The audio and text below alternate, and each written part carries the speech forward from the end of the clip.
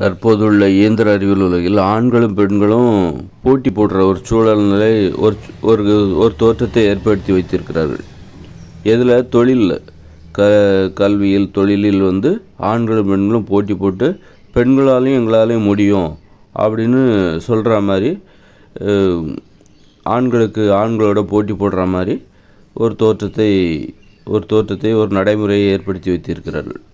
உண்மையிலே தொழிலில் ஆண்களும் பெண்களும் போட்டி போடக்கூடாது. அப்படி ஏன்னா பெண்களுடைய வாழ்வியல் கடமை அப்படின்னு பார்க்கும்போது பார்த்திங்கன்னா அவங்களோட பணியே வேறு. போட்டிங்கிறதே ஆண்களுக்கும் பெண்களுக்கும் இடையில் அது வரவே கூடாது. அப்படி ஏன் அப்போ வருது அப்படின்னா, இப்போ 2 குழந்தைகள் மட்டும்தான் அப்படின்னு ஒரு சட்டம் எழுதப்படாத ஒரு சட்டம்னு வச்சுக்கோங்களேன். அதனால்தான் பெண்ணா யாருன்னே தெரில, பெண்கள்னா யார் அப்படிங்கிறது தெரில. இப்போ பிற உயிரினங்களை பார்த்திங்கன்னா, ஒரு ஆடோ மாடோ அடுத்தடுத்து கன்றுகளை ஈன்று கொண்டே இருக்கும், குட்டிகளை போட்டு கொண்டே இருக்கும். ஒரு குட்டி போட்டுச்சா அப்புறமா அடுத்து அப்படி போட்டுக்கிட்டே இருக்கும். அப்போ தான் பெண்ணா யார், பெண் உயிரினம் என்றால் என்ன அப்போ அங்கே ஒரு ஆணுக்கும் பெண்ணுக்கும் இடையில் அந்த போட்டி வரவே வராது. ஏன்னா பெண்ணுன்னா யார், போட்டி போடவே முடியாது. பெண்ணா யாருன்னு தெரியும். அடுத்தடுத்து குட்டிகளை போட்டு கொண்டே இருப்பார், கன்றுகளை ஈன்று கொண்டே இருக்கும். ஆனால் மனுஷங்களில் 2 குழந்தையோடு நிறுத்திக்கிறாங்களா, அதனால்தான் அந்த பெண்ணா யாருங்கிறது ஆண்களால் உணர முடியல, பெண்களாலேயே கூட உணர முடியல. பெண்களாகிய தாங்கள் யார், இந்த ஆண்களுக்கும் பெண்களுக்கும் நமக்கு என்ன வித்தியாசம், ஆண்களை விட பெண்களாகிய நாம் எந்த விதத்தில் வேறுபட்டு இருக்கிறோம் அப்படிங்கிறது பெண்களுக்கே தெரில. ஏன்னா 2 குழந்தையோடு நிறுத்திக்கிறாங்க. ஆனால் ஒருவேளை நம்ம எந்தவித கட்டுப்பாடுமே இல்லாமல் பெண்கள் அடுத்தடுத்து குழந்தைகளை பெற்றுக்கொண்டே இருந்தார்கள் என்று வைத்துக்கொள்ளுங்களேன், ஒரு உதாரணத்துக்கு. அப்போது என்ன பண்ணுவாங்க, குழந்தைகளை பெற்றெடுப்பாங்க, குழந்தைகளை வளர்ப்பாங்க. கிட்டத்தட்ட ஒரு குழந்தைய கண்ணு கருத்துமாக பார்த்துக்கணுன்னா 2-3 வயசு வரைக்கும் கண்ணு கருத்துமாக பார்த்துக்கணும். ஒரு 5 வருஷமாவது கண்ணு கருத்துமாக பார்த்துக்கணும். பக்கத்திலே பால் கொடுக்கணும், 2 வருஷமாவது பால் கொடுக்கணும். பால் கொடுத்து அடுத்து குழந்தை ஒரு குழந்தை பெற்ற உடனே 1 வருஷம் இடைவெளியில் அடுத்த குழந்தை இப்படி பெற்றுக்கிட்டே ஒரு பெண்ணால் கிட்டத்தட்ட தனது வாழ்வில் ஒரு 15 குழந்தைகளை பெற்றுக்க முடியும். அப்போ தெரியும், அப்போ தான் பெண்ணா யாருன்னு தெரியும். அப்போ ஆண்களுக்கு பெண்களுக்கு இடையில் அந்த போட்டிங்கிற அந்த எண்ணமே எவ்வளோ தப்புங்கிறது அப்போ தான் தெரியும். ஏன்னா பெண்ணோட போட்டியே போட முடியாது. பெண்களுடைய வாழ்வியல் கடமை வேறு, ஆண்களுடைய வாழ்வியல் கடமை வேறையாக இருக்குது. ஆண்களால் குழந்தை பெற்றுக்க முடியாது, பெண்களால் குழந்தை பெற்றுக்க முடியும். அப்போ நீ எப்படி ஆண்களுக்கு பெண்களுக்கு இடையில் போட்டிங்கிற அந்த சிந்தனை உனக்கு எப்படி வரும்? அந்த எண்ணமே வராது. அதுவே எவ்வளோ தவறானது எப்படி பாருங்கள். அப்போ ஆண்களுக்கு பெண்களுக்கு இடையில் போட்டி போடுறது, அந்த எண்ணமே எவ்வளோ தவறானது என்பது, அந்த கண்ணோட்டமே தவறானது. அப்போ அந்த கண்ணோட்டம் வருவதற்கு என்ன காரணம்னா, 2 குழந்தையோட பெண்கள் நிறுத்திக்கிறதுனால பெண்கள்னா யாருன்னு ஆண்களுக்கு தெரிய மாட்டேங்குது. 2 குழந்தைன்னா 2 குழந்தையோடு நிப்பாட்டிக்கிறாங்க. ஒரு குழந்தைக்கு பால் கொடுக்குறத ஒரு 2 மாதத்தோடு நிப்பாட்டிக்கிறாங்க. ஒரு 2 மாதம்தான் பால் கொடுப்பாங்க, தாய்ப்பால். 2 மாதமோ 3 மாதமோ அல்லது அதிகபட்சமாக 6 மாதம் கொடுப்பாங்க, அதோடு நிப்பாட்டிப்பாங்க. அப்போது பெண்ணா யார் அப்படிங்கிறது பெண்களுக்கும் தெரியலை, ஆண்களுக்கும் தெரியலை. அதனால தான் இந்த பெண்களோட போட்டி போடுறது, பெண்களுடைய அந்த தாய்மை பணி, அதோட நீ எப்படி போட்டி போட முடியும்? அப்போது நான் அதுக்காக என்ன சொன்னேன், 15 குழந்தைகளை ஒரு ஆண் பெற்றுக்கணும், ஒரு பெண் பெற்றுக்கணும்னு நான் சொல்லலை. ஒரு பெண் அடுத்தடுத்து குழந்தைகளை பெற்றுக்கொண்டே இருக்க வேண்டும். அப்போ தான் அந்த பெண்களை விட போட்டி போடுற அந்த எண்ணமே உனக்கு வராது. ஏன்னா பெண்களுடைய வாழ்க்கை முறை அது வேறாக இருக்கிறது, ஆண்களுடைய வாழ்க்கை முறை வேறாக இருக்குது. இப்போ 15 குழந்தைகள் அப்போ அடுத்தடுத்து பெண்கள் பெற்றுக்கிட்டே இருந்தாங்க அப்படின்னா, அப்போது என்ன ஆகும் அப்படின்னா, போட்டிங்கிற மனப்பான்மை வராது. பெண்களோடு போட்டி போடுகிற மனப்பான்மை வராமல் பெண்களுக்கு உதவியாக இருக்கிறத தவிர ஒரு ஆண்களுக்கு வேறு வழியே இல்லை. ஒருவேளை சொல்கிறேன், அதாவது நிறைய குழந்தைகளை பெற்றுக்கிட்டே இருக்காங்க, அடுத்தடுத்து பெற்றுக்கிட்டே இருக்காங்க பெண்கள் அப்படின்னா, பெண்களுக்கு அப்புறம் அந்த குழந்தைகளை வளர்க்கணும்ல. ஒரு குழந்தைன்னா 5 வயசு வரைக்கும் அந்த குழந்தைகளை பார்த்துக்கணும். அப்போ தான் அந்த குழந்தைகளெல்லாம் கண்ணு கருத்துமாக பார்த்துக்க முடியும். பிற உயிரினங்களைப் போல் அல்ல. பிற ஒரு நாயோ ஒரு ஆடோ மாடோ குட்டி போட்டுச்சுன்னா அதிகபட்சம் ஒரு மாதம்தான் பார்த்துக்குவோம். அதுக்கப்புறம் அவைகள் தானாகவே வாழ ஆரம்பித்து விடும். ஆனால் மனுஷங்களில் அப்படி இல்லை. மனுஷங்களில் ஒரு 5 வயசு வரைக்குமாவது குழந்தைகளுக்கு பக்கத்தில் இருந்து வழிகாட்டணும். இது தப்பு, அது சரி, இது சரின்னு சொல்லிட்டு. அந்த அளவுக்கு ரொம்ப சிரமமான ஒரு மனித வாழ்க்கை முறையில் குழந்தை பெற்றுக்கிறதுல அவ்வளோ கஷ்டம் இருக்குது. அப்படி இருக்கும்போது ஒருவேளை அடுத்தடுத்து பெண்கள் குழந்தை பெற்றுக்கிட்டே இருந்தாங்கன்னா ஆண்கள் அப்போ அவங்க என்ன பண்ணுவாங்க அப்படின்னா, பெண்களுக்கு உதவியாக இருந்தே ஆகணும். ஆண்களுடைய உதவி பெண்களுக்கு தேவை. போட்டி போடுற மனப்பான்மையெல்லாம் இங்கே வரவே வராது. பெண்களுக்கு உதவியாக ஆண்கள் இருந்தே ஆக வேண்டும். ஏன்னா அடுத்தடுத்து பெண்கள் குழந்தை பெற்றுக்கிட்டே இருப்பாங்க. அப்போ அந்த குழந்தைகளை வளர்க்கணும். குழந்தைகளுக்கு உணவு தேவை. அந்த குழந்தைகளை வளர்ப்பது, பார்த்துக்கணும். நீ கொஞ்ச நேரம் குழந்தைய பார்த்துக்கோ, நான் இந்த கொஞ்சம் அங்கே போயிட்டு வரேன். இப்படி வர ஒரு நடைமுறை. அப்போ போட்டிங்கிற மனப்பான்மை வருது. நாங்களும் ஆண்களுக்கு இணையாக போட்டி. அப்போ அது மாதிரி ஆண்களும் சொல்லுவாங்களா, நாங்களும் பெண்களுக்கு இணையாக குழந்தை பெற்றுப்போம். பெண்களுக்கு இணை நீ தொழிலில் போட்டி போடுற, அது பெண்களுக்கு இணையாக நீ குழந்தை பெற்றுக்க முடியுமா? முடியாது. அப்போது பெண்களோடு நீ போட்டி போட முடியாது என்பதற்கு இது ஒன்றே உனக்கு போதுமானது தானே. பெண்களோட வாழ்வியல் கடமை வேறு. தொழில் 2 பேரும் செய்கிறதுனால 2 பேரும் அதில் போட்டி போடுறாங்க.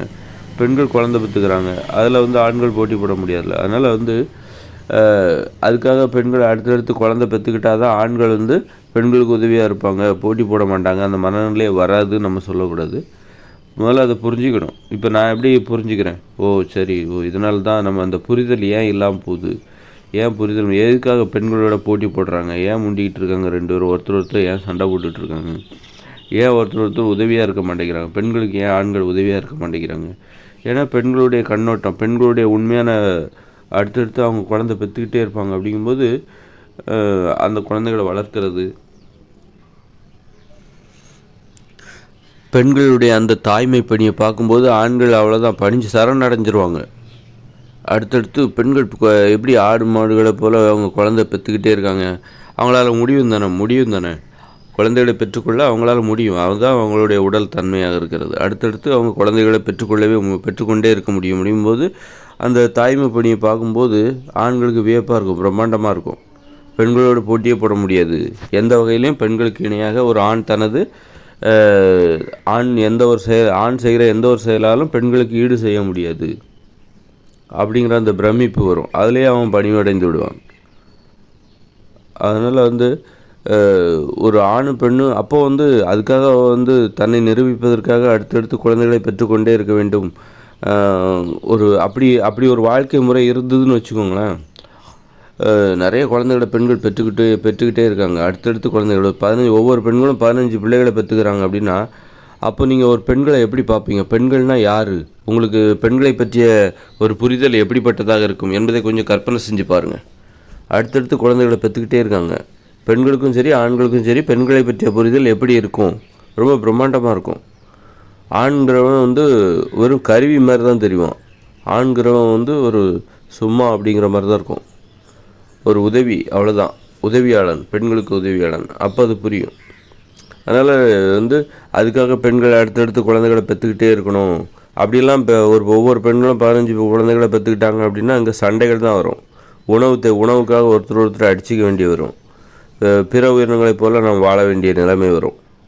உணவுக்காக ஒருத்தர் அடிச்சுப்பாங்க. கொள்கை இருக்காது, கோட்பாடு இருக்காது, ஒரு எதுவுமே இல்லாமல் பிற உயிரினங்களைப் போல் எப்படி அடிச்சுக்கிட்டு சண்டை போட்டுக்கிட்டு வாழ்கிறாங்களோ, ஒரு நேர்மையாக எதுவுமே இருக்காது. பிற உயிரினங்களை போல் அமைதியாக வாழ முடியாது, மகிழ்ச்சியாலாம் வாழ முடியாது. ஒரு திருமண உறவு, குடும்ப உறவு அப்படி எதுவுமே இங்கே இருக்காது. எல்லாமே கொலாப்ஸ் ஆயிரும். அப்போது 2 குழந்தைகள் தான். அது ஒரு செயற்கையான நடைமுறை தான். அப்படி மனித வாழ்க்கையினாலே அதில் ஒரு செயற்கைத்தன்மை இருக்கத்தான் செய்யும். அதுதான் பாதுகாப்பு. அதனால் 2 குழந்தைகள் தான் பெற்றுக்கணும். அப்படி இருக்கும்போது ஒவ்வொரு குழந்தைக்கும் ஒரு 2 வருஷம் பால் கொடுக்கணும். ஏன்னா நீங்கள் 15 குழந்தை பெற்றிருந்தால் அந்த பெண்கள் ஒவ்வொரு குழந்தைக்கும் 1 வருஷம் பால் கொடுத்தா கூட 15 வருஷம் அவங்க பால் கொடுப்பாங்க. அதுக்கு நம்ம 15 குழந்தை பெற்றுக்கக்கூடாது. அப்படிங்கும்போது நம்ம 2 குழந்தைய பெற்றுக்கிட்டாலே போதும். அப்போ தான் இந்த மக்கள் தொகை எண்ணிக்கை கூடவும் செய்யாது, குறையவும் செய்யாது, ஒரே மாதிரி இருக்கும். இந்த உலகத்தில் இருக்கிற அதாவது 2 ஆணும் பெண்ணும் சேர்ந்து 2 பேரை இந்த உலகத்துக்கு விட்டுட்டு போகிறாங்க. 2 பேர் சேர்ந்து 2 பேரை இந்த உலகத்துக்கு கொடுத்துட்டு அவங்க போயிடுவாங்க. அதான் வந்து அதோட கணக்கு. அப்போ மக்கள் தொகை கூடவும் செய்யாது, குறையவும் செய்யாது. அப்படி இருக்கும்போது அந்த அந்த வாழ்க்கையில் வந்து 2 குழந்தைகள் பெற்றுக்கொள்கிற அந்த வாழ்க்கையில் வந்து ஒரு பெண்கள் வந்து ஒரு குழந்தைக்கு ஒரு 2 வருஷம் பால் கொடுக்கறது அல்லது ஒரு 3 வருஷம் பால் கொடுக்கலாம். ஏன்னா அவங்க தான் 2 குழந்தைகள் தான் பெற்றுக்கணும்னு நம்ம சொல்கிறோம். அதுக்கு மேலே பெற்றுக்க வேண்டாம். ஆனால் பெண்களுடைய தாய்மை பணி வந்து அதை வந்து நம்ம சோம்பேறித்தனமாக நினைக்க தேவையில்லை. 2 வருஷம் கொடுக்கணுமா 3 வருஷம் கொடுக்கணுமா அப்படின்னு நினைக்க வேண்டிய அவசியம் இல்லை. ஏன்னா நாம் வந்து 2 குழந்தை தான் பெற்றுக்கணும்னு கட்டுப்படுத்தி தான் வச்சுருக்குறோம். இயற்கையோடு அப்படி பிற உயிரினங்களை போல் நம்ம வாழ்வதாக இருந்தால் ஒவ்வொரு பெண்களும் 15 குழந்தைகளை பெற்றுக்கிறதுக்கு வாய்ப்பு இருக்குது. அப்படி இருக்கும்போது 2 குழந்தைகளோட போதும்னு நிப்பாட்டி அதில் வந்து ஒவ்வொரு குழந்தைக்கும் ஒரு 3 வருஷமாவது பால் கொடுங்க அப்படின்னு நம்ம சொல்கிறதுல ஒன்றும் சிரமம் கிடையாது. அது கொடுத்ததுக்கப்புறம் அவங்க ஒன்றும் பால் கொடுக்க போகிறதில்ல. ஆனால் வந்து ஒரு பெண்ணின் உடல் வந்து அந்த தாய்மை அது வந்து அடுத்தடுத்து குழந்தைகளை பெற்றுக்கொண்டே இருக்க வேண்டும் என்கிற ஏக்கம் அந்த உடம்புக்கு இருக்க வாய்ப்பு இருக்குது. ஏன்னா அந்த உடம்பால் முடியும் அப்படிங்கும்போது அந்த ஏக்கம் அந்த உடம்புக்கு இருக்கும் கண்டிப்பாக. அதுதான் பெண்ணின் உடலுக்கும் ஆணின் உடலுக்கும் உள்ள வேறுபாடு. அடுத்தடுத்து குழந்தைகளை பெற்றுக்கொண்டே இருக்க வேண்டும் அப்படிங்கிற ஏக்கம் கூட அந்த உடம்புக்கு இருக்கலாம். ஆனால் வந்து அதுக்காக நம்ம வந்து அது வந்து அதோட விளைவு வந்து மோசமாயிடும். அதனால் 2 குழந்தையோட தான் நிப்பாட்டுறது ரொம்ப நல்லது. அதுக்காக பெண்களுக்கு அந்த உடம்புல அதுக்காக வந்து குழந்தைகளை பெற்றுக்கொண்டே இருந்தால் அப்புறம் மிகப்பெரிய பிரச்சனைகள் இங்கே ஆகிவிடும். மிகப்பெரிய பிரச்சனைகள், சண்டை சச்சரவுகள், மக்கள் தொகை எண்ணிக்கை அதிகமாகிடும், விவசாய நிலம் வந்து பற்றாக்குறை ஏற்படும், உணவு உற்பத்தி செய்வதற்கான விவசாய நில பற்றாக்குறை இங்கே ஏற்படும். அதனால் இதெல்லாம் கணக்கில் கூட அமைதியாக வாழ முடியாது. சண்டை சச்சரவுகள் இருக்கும். ஒரு குடும்பத்துக்கு இடையில் இன்னொரு குடும்பத்துக்கு இடையில் சண்டை சச்சரவுகள் வரும். அதனால் வந்து அது ஆரோக்கியமான வாழ்க்கைக்கு வழிவகுக்காது, அழிவுக்கு தான் அது வழிவகுக்கும். அதனால் வந்து 2 குழந்தையோடு நிப்பாட்டிக்கணும். ஒரு குழந்தைக்கு ஒரு 2 வருஷம் அல்லது 3 வருஷம் பால் கொடுக்கலாம். அதை வந்து கட்டாயப்படுத்தணும், கண்டிப்பாக கொடுத்தே ஆகணும். இயற்கையோடு இணைந்த மனித வாழ்க்கையில் இப்போ எதுவாக இருந்தாலும் எந்த ஒரு நடைமுறை இருந்தாலும் அனைவருக்கும் பொதுவானது. அதை கண்டிப்பான நடைமுறையாக மாற்றி விடுவார்கள். ஒரு 2 வருஷமாவது அல்லது 2 வருஷம் பால் கொடுக்கறது, 2 வருஷம் பால் கொடுக்கறது போதும். ஏன்னா பால் கொடுக்கறதே எதுக்காக கொடுக்குறாங்க அப்படின்னா அந்த குழந்தையால் திட உணவுப் பொருட்களை சாப்பிட முடியாது, பல் இருக்காது. அதனால் திரவ உணவு தான் சாப்பிட்ணும் அப்படிங்கிறக்காக அந்த பால் கொடுக்குற அந்த பருவம். ஒரு வயசில் குழந்தைகளுக்கு பல் முளைச்சிருது, 2 வயசில் ஃபுல்லாகவே முளைச்சிருது. அப்படிமே 2 வயசு வரைக்கும் கொடுத்தா போதும். அனைவருமே 2 வயசு வரைக்கும் கண்டிப்பாக பால் கொடுக்கணும் அப்படின்னு அவங்க சட்டம் போட்டுருவாங்க. அதனால் அதை அவங்க மீறவே முடியாது. இல்லை நான் வந்து 6 மாதம் தான் கொடுப்பேன் அப்படின்னு யாரும் அந்த பொது சட்டத்தை மீற முடியாது. பொதுவான நடைமுறையை யாருமே மீற மாட்டாங்க. 2 வருஷம் கண்டிப்பாக ரொம்ப ஆசையாக அவங்க கொடுக்கறதும் செய்வாங்க. ஏன்னா அந்த உலகத்தில் வந்து அந்த இயற்கையோடு இணைந்த அந்த மனித வாழ்க்கையில் 2040க்கு பிறகு வர போகிற அந்த இயற்கையோடு இணைந்த மனித வாழ்க்கையில் மனுஷங்களுக்கு யாரும் அங்கே டாக்டராகவோ இன்ஜினியராகவோ கலெக்டராகவோ ஆக போகிறதில்ல, ஆசிரியராகவோ வேலை செய்ய போகிறதில்ல. அவங்க வாழ்க்கையே என்னென்னா மகிழ்ச்சியாக வாழ்வது தான். உணவை உற்பத்தி செய்வது, ஆடுவது, பாடுவது, நீச்சல் அடித்து குளிப்பது, அப்புறம் வந்து நிர்வாகம் செய்வது, குடும்பத்தோடு உட்காந்து சந்தோஷமாக இருக்கிறது, குழந்தைகளை பெற்றுக்கொள்வது, குழந்தைகளை பார்த்துக்கொள்வது, இதுதான் மகிழ்ச்சியான வாழ்க்கையில் நேரடியாக ஈடுபடுவது. அப்படி இருக்கும்போது குழந்தைகளை வந்து பார்த்துக்கிறதோ அல்லது குழந்தைகளுக்கு 2 வருஷம் பால் கொடுக்குறதோ அதெல்லாம் அவங்களுக்கு வந்து பெரிய சிரமமெல்லாம் சுமையாக நினைக்க மாட்டாங்க. ரொம்ப ஆசையாக கொடுக்க தான் செய்வாங்க. ஏன்னா அந்த வகையில் தான் பெண்கள் தனது தாய்மை பணி மூலமாக தான் பெண்கள் வந்து ஆண்களிடம் வந்து பணிவை எதிர்பார்க்கிறார்கள், வியப்பையும் எதிர்பார்க்கிறார்கள், வியப்பையும் பணிவையும் பெறுகிறார்கள் ஆண்களிடமிருந்து. அதனால் வந்து அதை ரொம்ப ஆசையாக செய்வாங்க. தங்களுடைய அடையாளமாக பெண்கள் அதைத்தான் பார்ப்பாங்க அப்படின்னோடனே. அதனால் வந்து ஒரு பெண்ணை பற்றிய புரிதலை நம்ம எப்படி வளர்த்துக்கணும். ஒருவேளை இந்த 2 குழந்தைகளோடு நிப்பாட்டி குடும்ப கட்டுப்பாடு இதெல்லாம் இல்லை, 2 குழந்தைகளுக்கு மேலே பெற்றுக்கிட்டே இருக்காங்க அடுத்தடுத்து. அப்போ பெண்கள் 15 குழந்தை அவங்க வாழ்க்கையில் 15 குழந்தைகளை பெற்றுக்க முடியும். அப்போ பெண்களை நீங்கள் எப்படி பார்ப்பீங்க? பெண்களை சுற்றி 15 பேர் நிற்பாங்க. ஒரு 45 வயசு பெண்களை சுற்றி ஒரு 15 பேர் சுற்றி நிற்பாங்க. இதெல்லாம் என் பிள்ளைங்க அப்படின்னு அந்த பெண் சொல்லுவாள். இதெல்லாம் என்னுடைய பிள்ளைகள் அப்படின்னு சொல்லிட்டு 15 பேர் நிற்பாங்க. அப்போ அந்த பெண் எவ்வளோ வலிமையானவளாக இருப்பாள், அவளுக்கு எவ்வளோ பாதுகாப்பு பாருங்க. அந்த 15 பேரும் எங்கள் அம்மான்னு சொல்லிட்டு அந்த அம்மாவுக்கு ஒரு பெரிய பாதுகாப்பாக இருப்பான். அப்போது அந்த பெண்களுக்கு எவ்வளோ பாதுகாப்பு இருக்கும். பெண்களை பார்த்தா எப்படி பயப்படுவாங்க. பெண்கள் எவ்வளோ அதிகாரம் மிக்கவராக இருப்பார், ஆற்றல் மிக்கவராக இருப்பார்.